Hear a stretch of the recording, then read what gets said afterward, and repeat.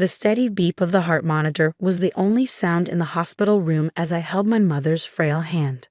Her breathing was shallow, each intake of air seeming more difficult than the last.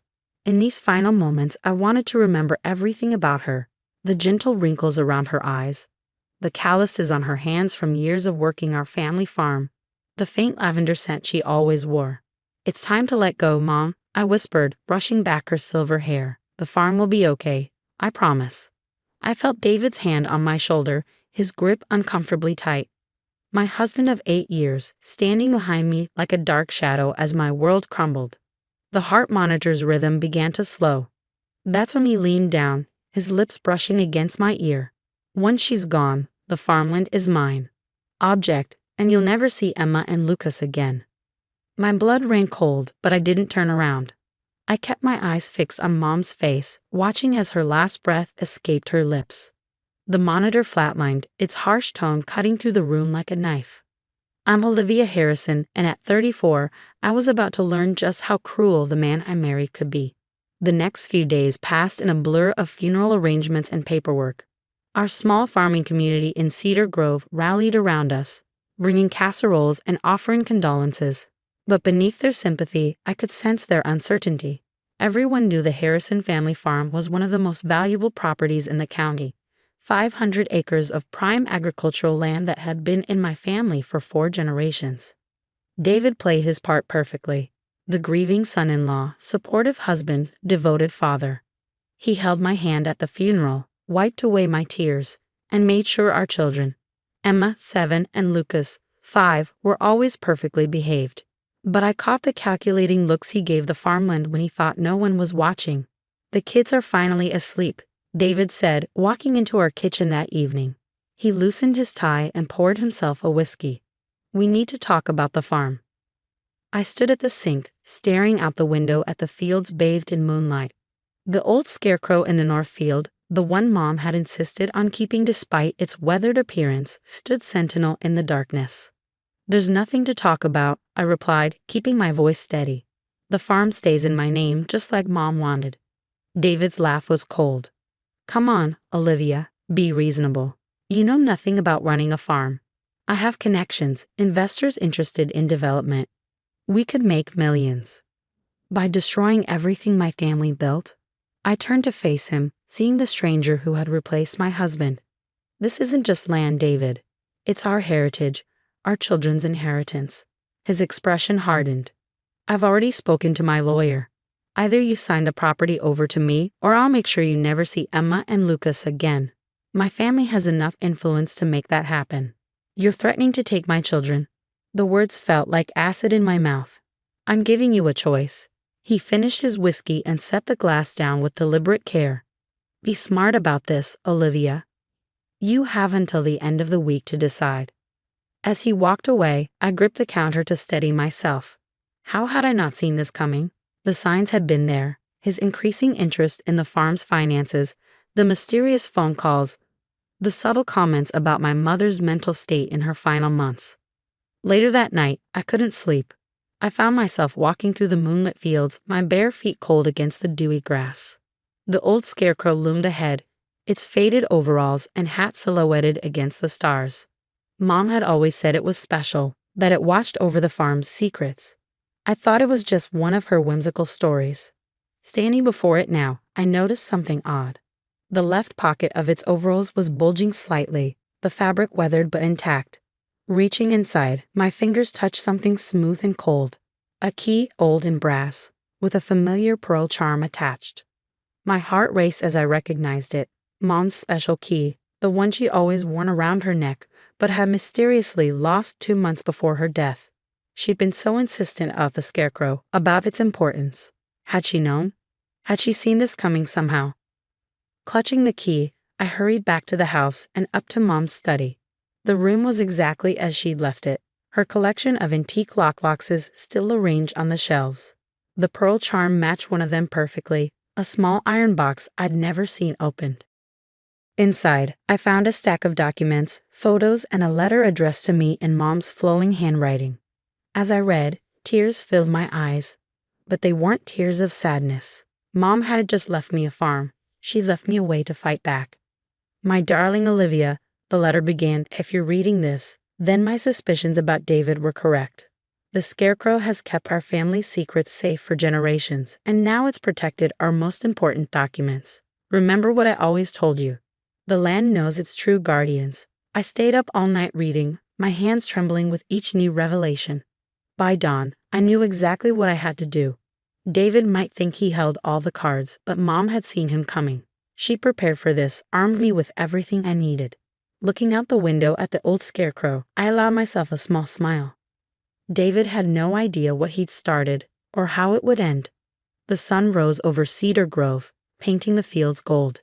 It was time to show my husband exactly who he was dealing with. Mom had taught me well, and the farm had one more secret to share. The next morning, I moved through our daily routine with calculated precision. I packed Emma and Lucas's lunches, kissed them goodbye as they boarded the school bus, and waited until David left for his law firm in the city.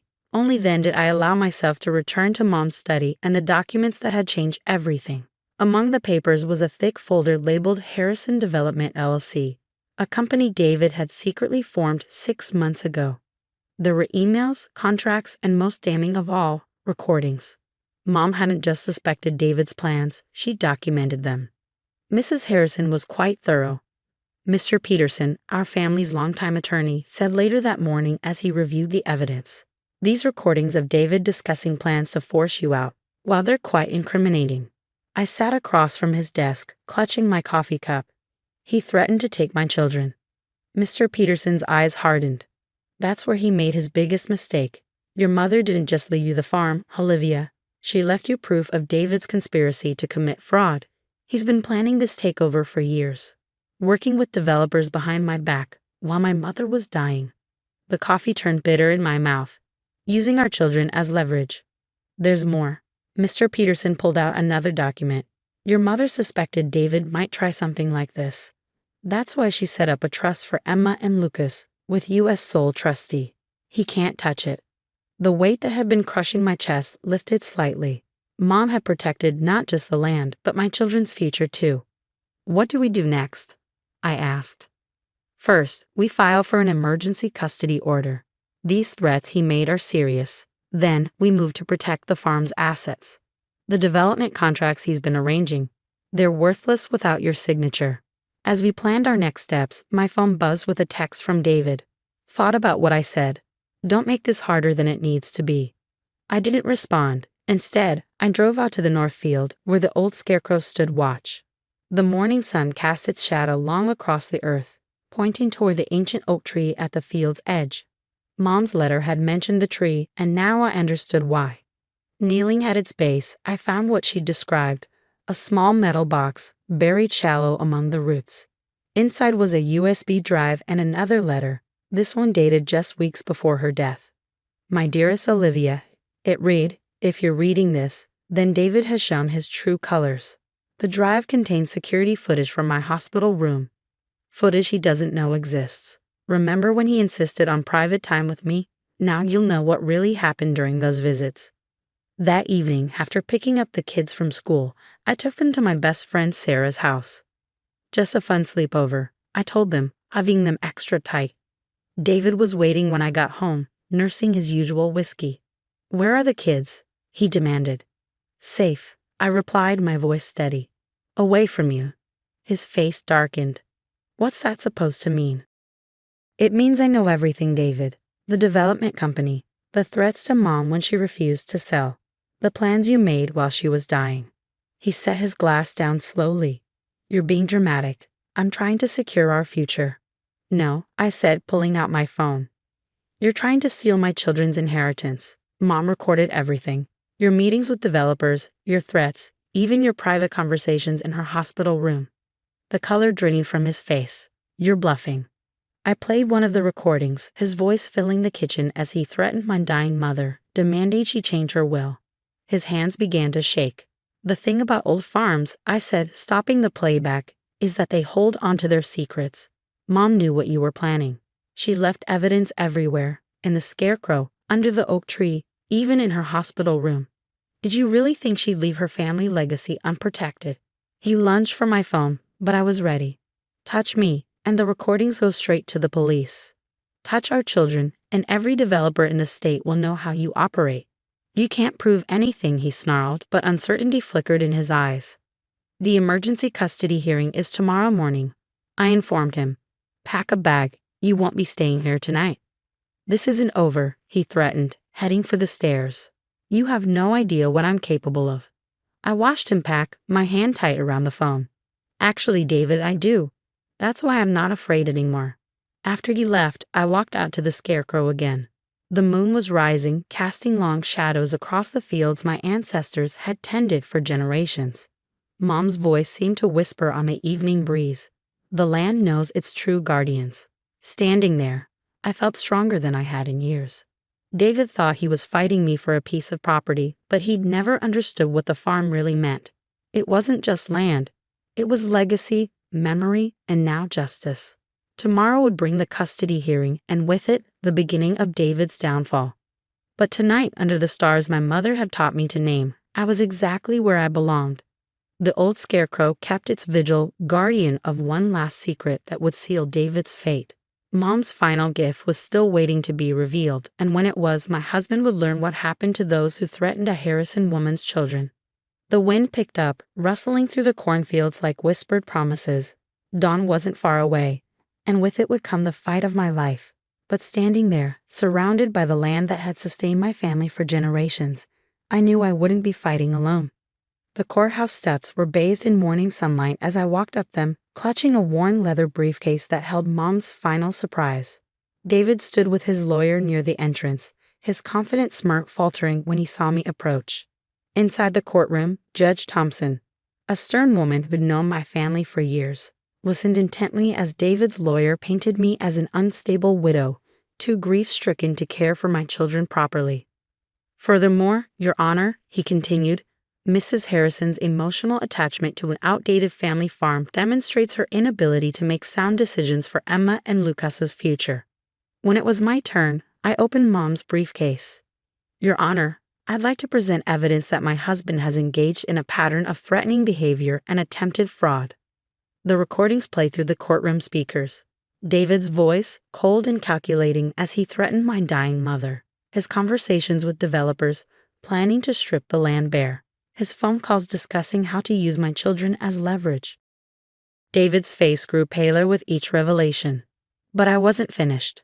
And finally, I said, pulling out the last document, I present my mother's final amendment to the farm's trust, signed and notarized 2 days before her death. Judge Thompson read it carefully, her eyebrows rising. This stipulates that any attempt to coerce the sale of the farm or use the minor children as leverage automatically triggers a clause transferring all parental rights solely to Mrs. Harrison. David jumped to his feet. That's impossible. She couldn't have known. Sit down, Mr. Harrison, Judge Thompson ordered. She turned to me. Did your mother explain why she added this amendment? I nodded. She saw what was coming.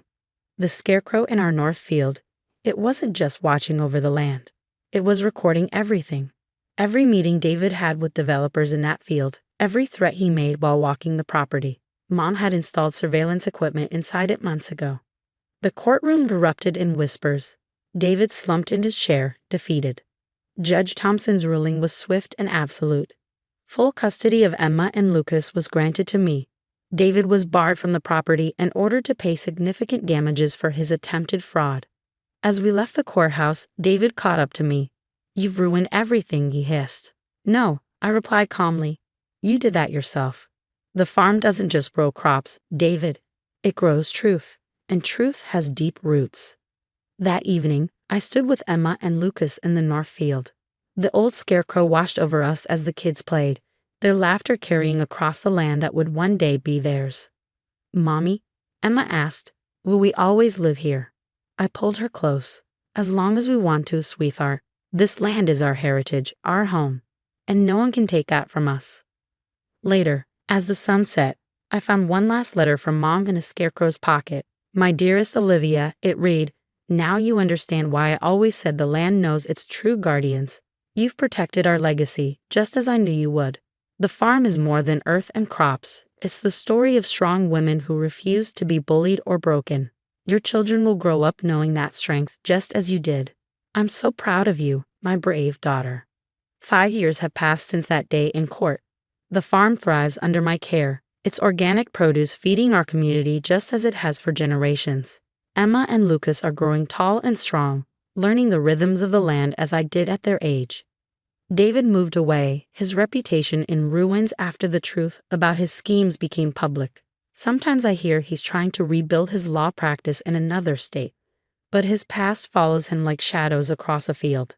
The old scarecrow still stands guard in the north field, though its surveillance equipment has long since been removed. I keep it there as a reminder that sometimes the best defense is simply watching, waiting, and trusting that truth will find its way to the surface, like seeds breaking through soil in spring. Mom was right about everything. The land does know its true guardians. And as I watch my children play in the same fields where I grew up, I know our family's legacy is secure. Not because we fought to keep it, but because we understood what David never did, that some things are worth more than money, and the strongest roots are the ones nourished by love. The sun sets over Cedar Grove each evening, painting our fields gold, and I think about how wrong David was. He thought he was fighting for land, for property, but this place, this legacy, was never just about the soil. It was about the strength of women who refused to be bullied, the power of mothers protecting their children, and the simple truth that some bonds can't be broken by threats or greed. The old scarecrow keeps its vigil, and our family farm continues to thrive, proof that the most precious inheritances aren't just passed down. They're earned, protected, and cherished generation after generation.